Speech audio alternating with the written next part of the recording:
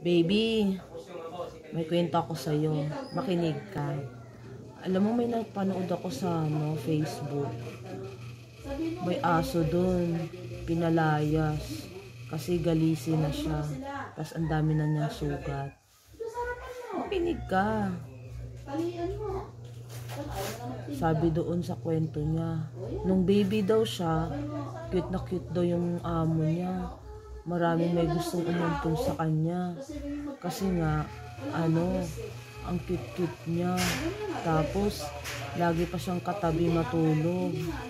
Tapos, pinag-aagawan siya kung sinong aampun sa kanya. Tapos, yung umampun sa kanya, ginawa lang palang siyang bantay doon sa kubo na maliit.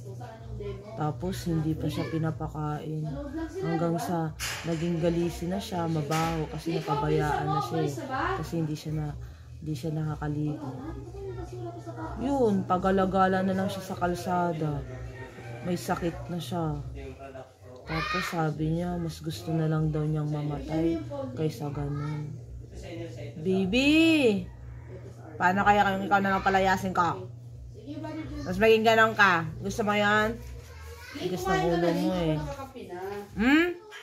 Ikaw hindi pa, gutom ka. O, bakit? May pang-Jollibee ka. Samantalang ikaw dito, sarap-sarap ng buhay mo, pahiga-higa ka lang.